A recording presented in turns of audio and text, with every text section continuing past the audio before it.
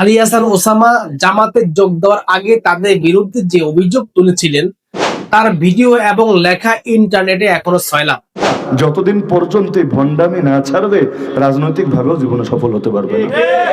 আল্লাহ নবীর সাহাবীদের পক্ষে বলার জন্য যদি আমাদের স্ত্রীরা বিধবা হয় হবে, আমাদের মায়ের কোল খালি হয় হবে, আমাদের সন্তান এতিম হয় হবে, আমার বাপের চোখ থেকে পানি ঝরবে, কিন্তু তাই বলে নবীর সাহাবীদের শানে আমরা কিছুতেই বাতিলের আঘাত আসলে মুখ বন্ধ করে রাখতে পারি না। অথচ এখন তিনি দাবি করছেন জামাত নাকি এ ধরনের কোনো বক্তব্য দেননি যে সাহাবা একরাম সত্যের মাপকাঠি নন। বাংলাদেশ জামাত ইসলামী আল্লাহ রাসূল সাল্লাল্লাহু আলাইহি ওয়াসাল্লামের সাহাবীদেরকে নাকি সত্যের আদর্শ হিসেবে মানে না। নিঃসন্দেহে এটা হয় একটা মিথ্যা কথা। ওসামা সাহেব কি আগের ভিডিওগুলোতে মিথ্যে বলেছিলেন নাকি এখন নিজের আখের গোছাতে মিথ্যার আশ্রয় নিচ্ছেন? সত্য হলো তিনি যখন যেটা সুবিধাজনক মনে করেন তখনই সেটা বলেন।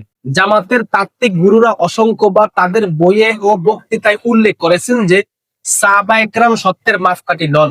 এ নিয়ে হাজারো ভিডিও ফুটেজ এবং কিতাবের স্ক্যান কপি জনসম্মুখে রয়েছে। তবে চলুন জামাতের তাত্ত্বিক গুরুদের কিছু ভিডিও দেখা যাক। সাহাবায়ে কেরাম সত্যের মাপকাঠি নন। অথচ আলী হাসান ওসামা নির্লজ্জের মতো দাবি করেছেন জামাত নাকি এ ধরনের কোনো বক্তব্যই দেননি। প্রিয় দর্শক, একটি সরল সত্য, যখন সূর্য মাথার উপরে থাকে তখন কেউ যদি বলে এখন রাত, তবে তাকে পাগল ছাড়া কি আর কিছু বলা যেতে পারে? ওসামার অবস্থাও ঠিক তাই। তিনি দিবালোকের মতো স্পষ্ট সত্যকে অস্বীকার করে নিজেকে এক চরম মিথ্যাবাদী হিসাবে প্রতিষ্ঠিত করেছে। এখানে একটি বড় ধাঁধা তৈরি হয়েছে। ওসামা বলেছেন জামাত দোয়া তুলসী পাতা, অথচ জামাতের নিজের রেকর্ড বলছে তারা সাহাবা বিদ্বেষী বা সমালোচনামূলক তত্ত্বের প্রবর্তক। যদি জামাত সত্য বলে থাকে যে তারা এই তত্ত্ব প্রচার করে, তবে ওসামা মিথ্যুক। আর যদি ওসামা সত্য বলে থাকে যে জামাত এমন কোনো কথা বলেনি, তবে জামাতের পূর্ববর্তী সকল নেতা কর্মী সহ তাদের লিখিত বইগুলো মিথ্যে।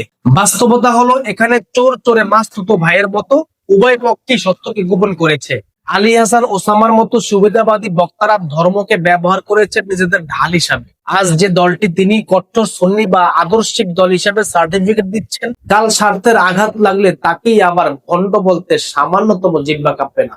ধর্মীয় লেবাস পরে যারা ইতিহাসের পাতা এবং ভিডিও রেকর্ডকে অস্বীকার করে সাধারণ মানুষকে বিভ্রান্ত করতে চায়, তাদের চিনে রাখা জরুরি।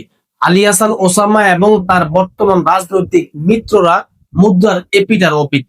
তাদের এই ভণ্ডামির জন্য সাধারণ তৌহিদি জনতা ঘৃণা ভরে প্রত্যাখ্যান করেছে। মনে রাখবেন, সত্য কখনো চাপা থাকে না, আর মিথ্যাবাদীরা কোনোদিন স্থায়ী ঠিকানা পায় না।